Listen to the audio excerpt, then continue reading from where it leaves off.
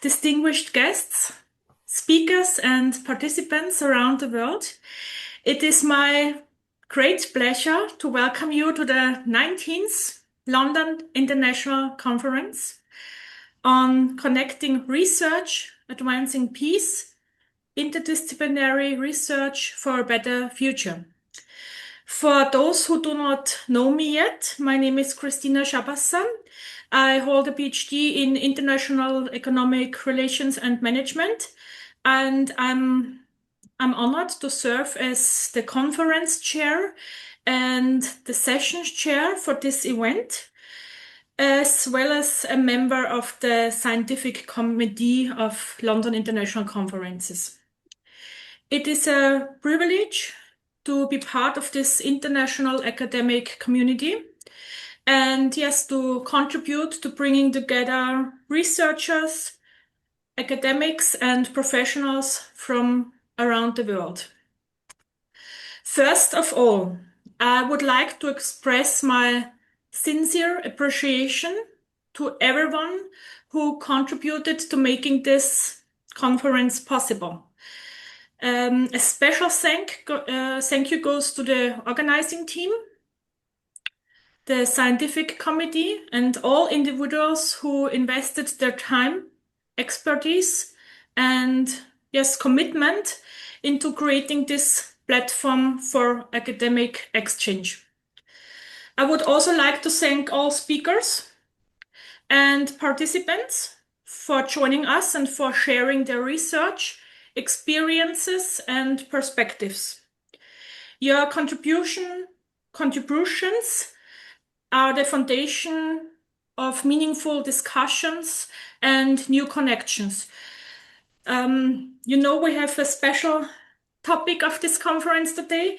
Scientific conferences are much more than opportunities to present research findings. I think they're much more because they are spaces where ideas meet, knowledge is exchanged, collaborations emerge, and new perspectives are developed. So research has shown that academic gatherings play an important role in supporting knowledge exchange and creating opportunities for future cooperation.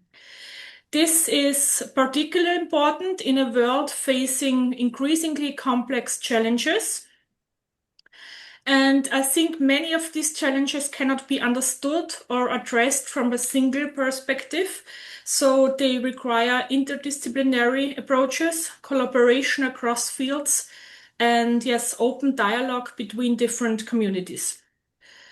So the theme of this conference, Connecting Research, Advancing Peace, Interdisciplinary Research for a Better Future, highlights the importance of building connections between disciplines, cultures, and perspectives. Through these connections, research can contribute to a greater understanding, cooperation, and development of solutions that support a more peaceful and also a more sustainable future. So this conference provides an opportunity not only to share knowledge, but also to create lasting connections, exchange ideas, and explore new possibilities for collaboration. I hope this conference will inspire valuable discussions, encourage new partnerships, and yes, provide meaningful insights for everyone involved. So with that, I would like to officially welcome you to the 19th London International Conference on Connecting Research, Advancing Peace, Interdisciplinary Research for a Better Future. And thank you very much. And yes, I wish everyone an inspiring and successful conference. And now it is my pleasure to invite our Honorary Chair, Dr. Brent Davis, to deliver his welcome remarks. So please, Dr. Davis, the floor is yours.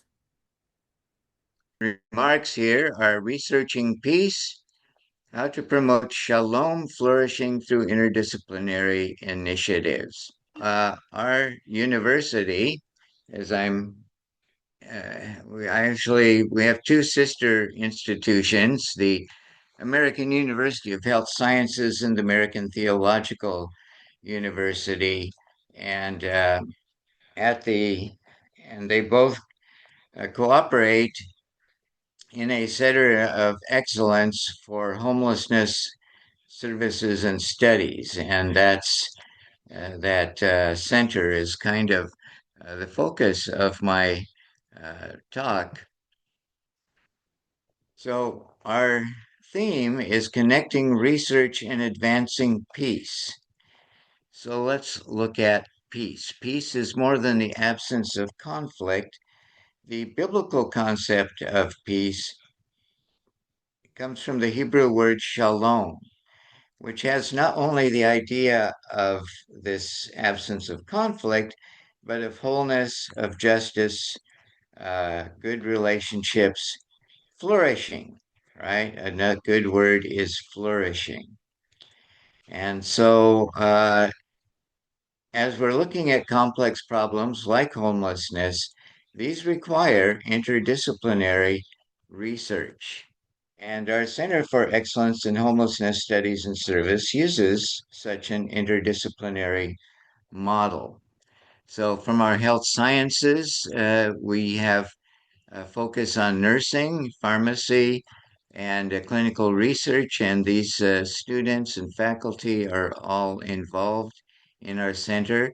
From the Theological University, we have theology, also psychology, which is one of my areas of background, public health, institutional economics, as we've looked at this problem of homelessness. On the one hand, there's a lot of things that people need to work with, such as mental health issues, addictions, and things. But on the other hand, there are problems with our institutions that are not responding well to the problem. And as we've gotten into homelessness, then is a area where we have to deal with the person and their issues, and again, this. So, how do we help them? As we meet with them, we try to build a respectful relationship. Again, we believe the key is relationships, first on an interpersonal level, and then again, trying to strengthen our communities so that communities, that families and businesses are providing what's needed for healthy human flourishing, for shalom. As we build trust, we have a better understanding of strengths and barriers. And from this better understanding, we can create better interventions. And as we do this by research, so there's a continuous research aspect to it, where as we do the interventions, we're gathering data, seeing what works, what doesn't work. And we're still in very early stages. We've just had one outreach intervention this year, and we'll have another one in a couple of weeks. But we can sum up our research cycle as service informs research, research improves practice, practice strengthens institutions, and healthy institutions expand opportunities for flourishing and peace. And I have some references that I will share with the committee at a later point. All right. Are there any questions? Thank you, Dr. Davis, for your insightful welcome remarks. Dr. Davis? All right. Thank you. Thank you. And apologies for the technical difficulties. No worries. Everything is fine. And now it's my pleasure to introduce Jan Jansen from Hochschule van Arnhem-Nichem in Emeritus Senior Lecturer and Researcher. And his keynote presentation is entitled Diversity in Contemporary Economic Systems in a Multipolar World. So, please, Dr. Jansen, the floor is yours. Thank you very much for the introduction and the honor to give a keynote speech. I hope I will match it in around 20 minutes. If not, please interrupt me So I will close down the presentation. In the, let's say, comments, you can also download the presentation from ResearchGate. I'm trying to connect to the theme, connecting research, advancing peace, and interdisciplinary research for a better world. And I hope I will give an example to show how you can do that, and also in a very turbulent environment. The world is on fire, as you can see, and I will not give all sorts of examples, but we are facing it now, and this has also some impact on the communication between researchers. And sometimes it's even forbidden to have contact with other countries. I'll give you a short introduction of myself. My name is Jan Jansen, and it's a very Dutch name. I'm an emeritus senior lecturer and researcher at Han University, and the correct spelling is Hogeschool Arnhem-Nijmegen. In your language, it would be Fachhochschule Arnhem-Nijmegen. What are my special interests? Well, economics, finance, supply chain finance, and didactics of economics. And as you can see, I have quite a long career in higher education. Maybe too long. Well, how will my presentation look like? There will be 5 steps.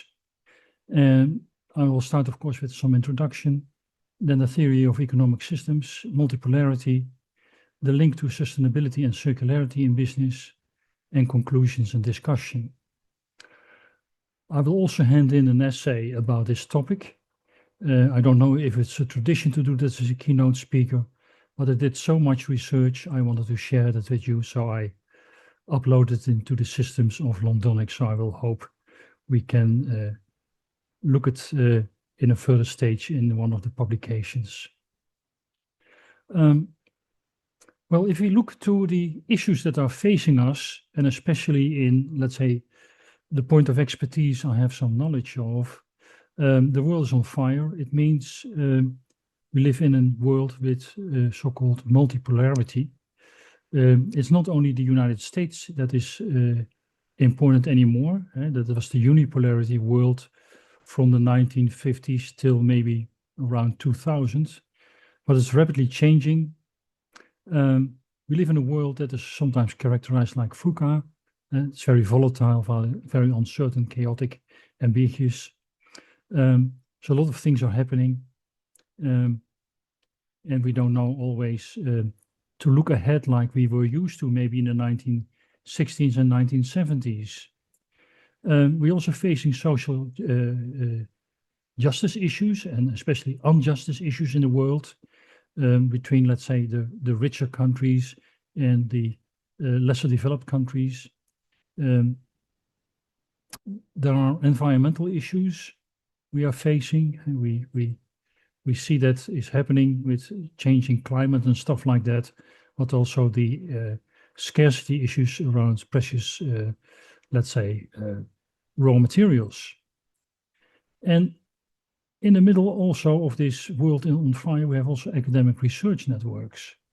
And well, being for a long time working in higher education as a senior lecturer, I know it's so important that an academic research network is performing.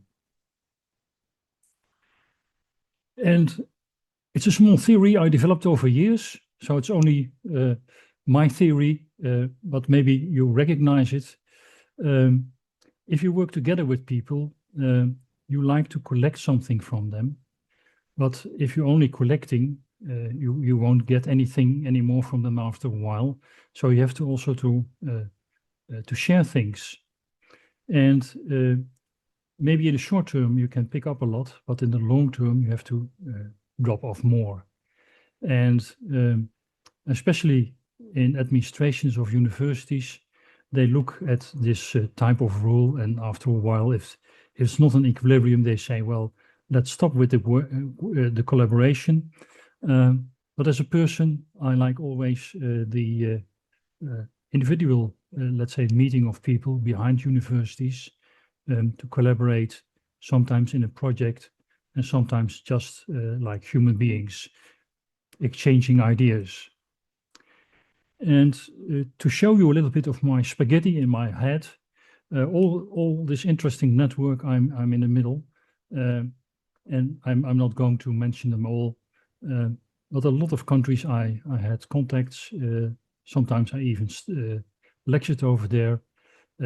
I stayed, for instance, for a while at the University of Aruba for a year, but also at the IE2 of SAMK is interesting in Finland, and so are a lot of more, let's say, interesting networks. And especially for me was FLA very interesting, and I will come later on that.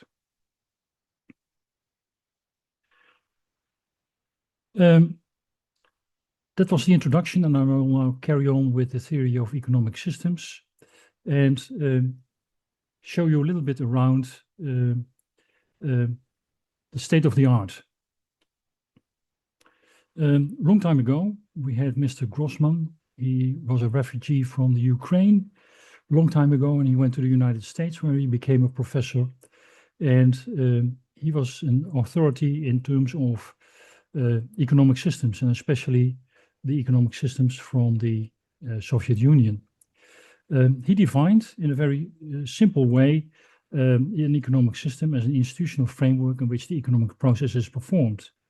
And he asked very simple questions about what should we produce, where, how much, and stuff like that.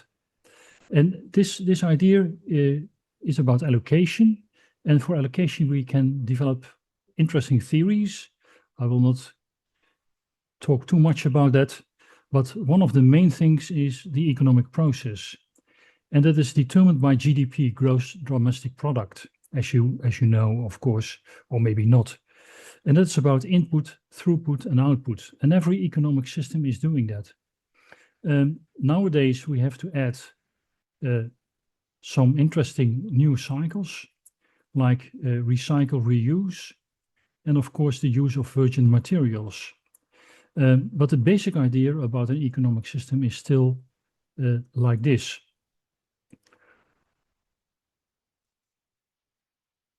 And based on that idea of economic process, we can give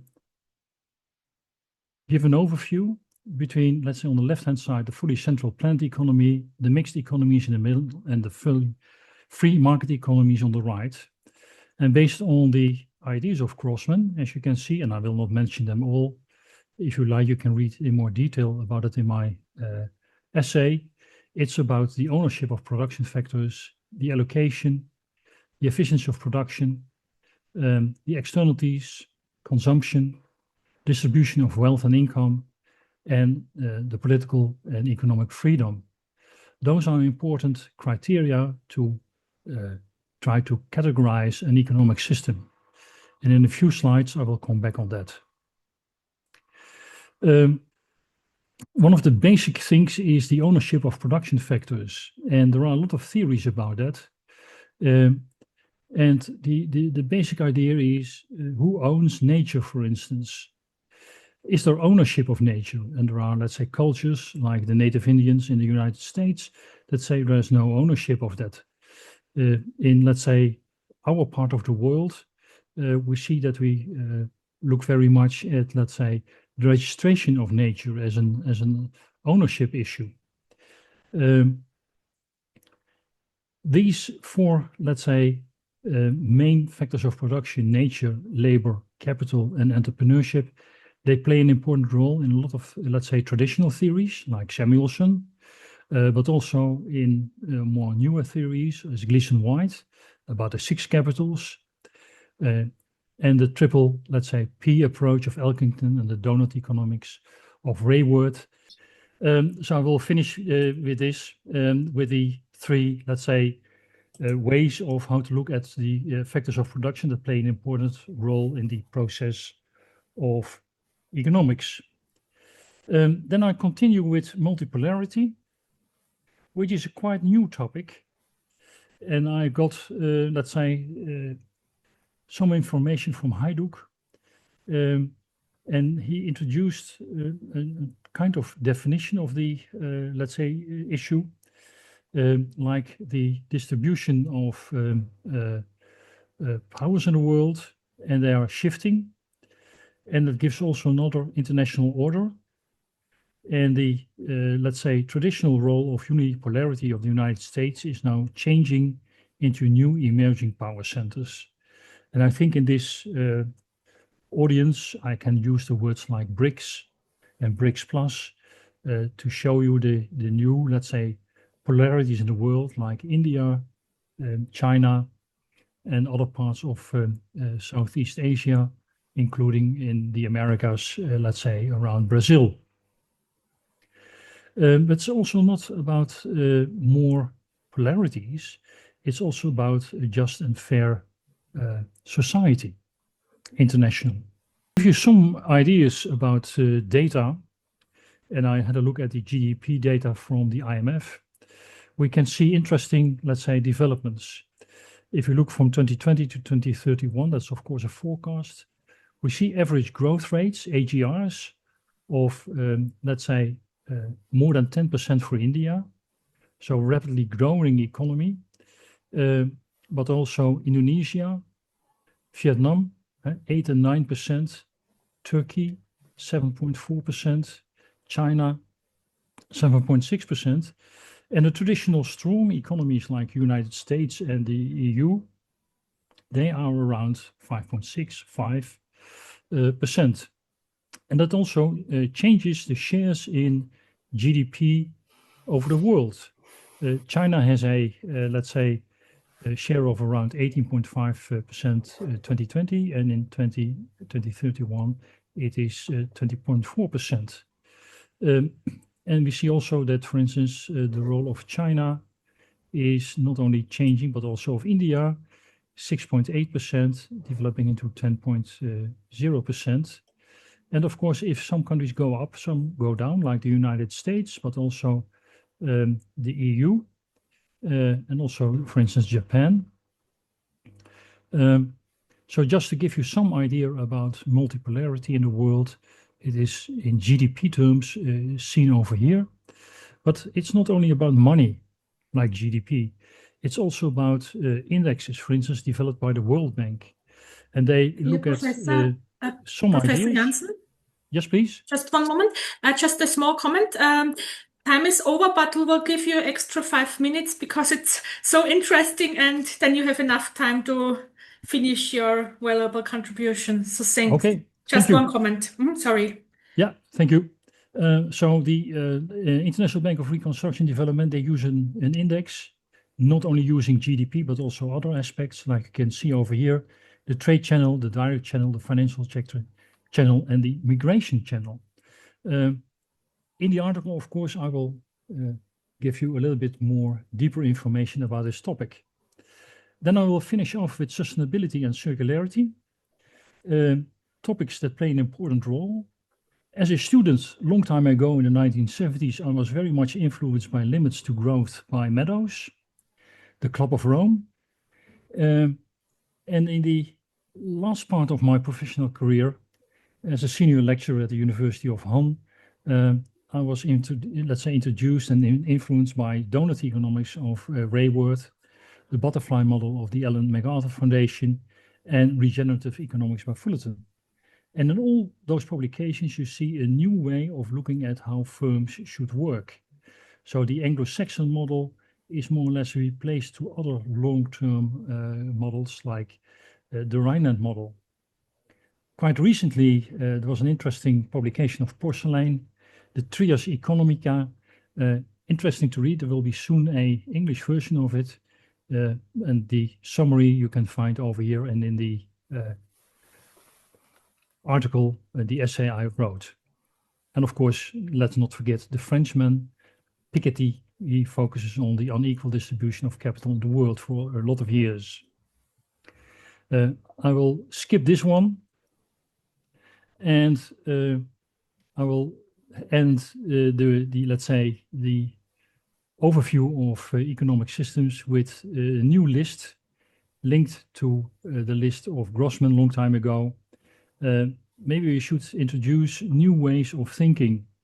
about democracy and freedom, social justice and ethics, happiness and love, well-being.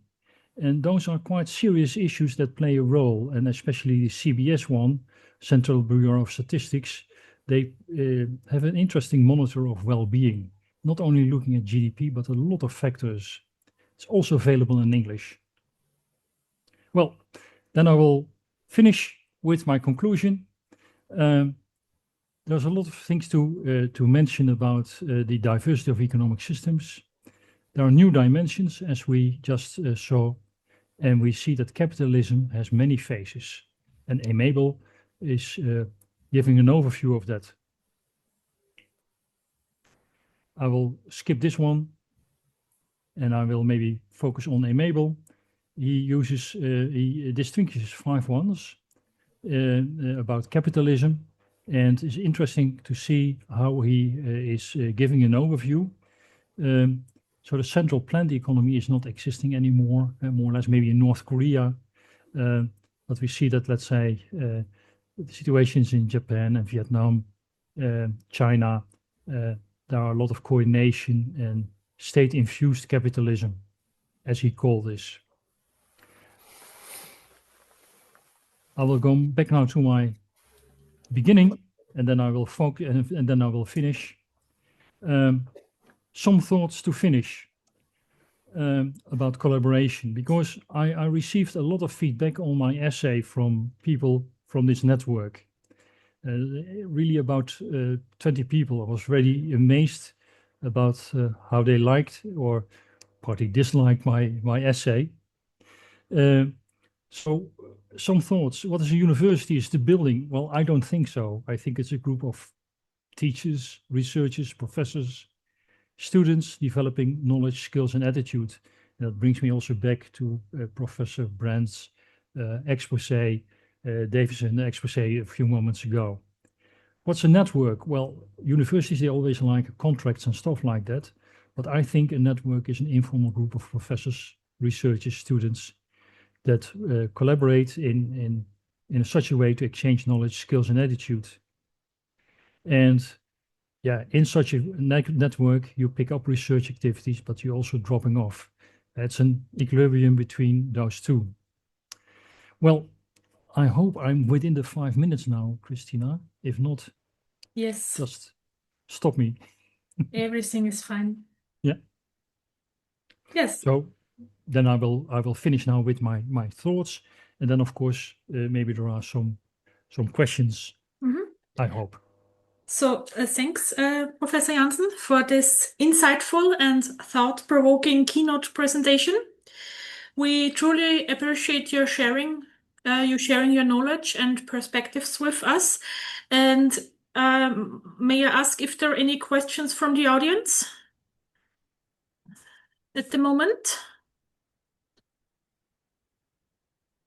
So if not, maybe participants come back to you or write their questions also in the chat if they have a question later or something. Yeah, is it also okay? Because I cannot see anybody now who raise his or her hand. Okay. So with this inspiring keynote, we conclude our opening session, I would say. So thanks again. Everybody who joined us for the 19th London International Conference. It was really a privilege to act as a welcome speaker, as a session chair and a conference chair. To thank Dr. Brent Davis for his welcome speech, Professor Jan Janssen for your wonderful keynote presentation. Thank you so much. I hope you will join us for the 20th conference. And yes, a special thank you to Dr. Selim Özdemir for, yes, always having an open ear for me. And yes, Omar Farooq, you're also here. Maybe you also want to say something. Yes. I would like to thanks for all the participants especially you. Dr. Selim, maybe also a few words from your side? Oh, okay. Yes. Yeah, as we come to the end of the 19 London International Conference, is it 19, yeah? Yeah, 19. Wow, 19th. Okay. I would like to express my sincere thanks to all our participants for your valuable contributions and active participation. This conference has brought together researchers and academics from Austria, Kenya, the Netherlands, the United Kingdom, and the United States. I would also like to extend a special word of appreciation to the many young researchers who shared their innovative work, particularly in the field of AI. Your commitment to advancing knowledge are truly inspiring. We also sincerely thank your supervisors and mentors for their guidance and support in helping the next generation of researchers flourish. And many special thanks go to Dr. Davis, our Honorary Chair, for his continued support and encouragement. I would also like to thank Mr. Janssen, our keynote speaker, for his presentation and valuable insights. My sincere appreciation goes to Dr. Christina, our conference chair, and Dr. Kurt, our session chair, for their excellent leadership throughout the conference. Many thanks also to Dr. Farooq, our LIC editor, for his dedication and hard work. Finally, I would like to thank the organizing committee for making this conference possible. And I have a good news. Next conference, we are looking forward to welcoming you all to the 20th LIC, 20th London International Conference, which we are planning to hold in November as an online, maybe hybrid. I'm not sure. We can discuss about this. We warmly invite you to join us again with your latest research. Thank you once again for being with us. Have a wonderful day and goodbye. Thank you. Have a wonderful day and see you at 20th LIC. Thank you. See you again. Thank you. Yeah, in Vienna. Right. Bye. See you. Bye. Bye bye. See you.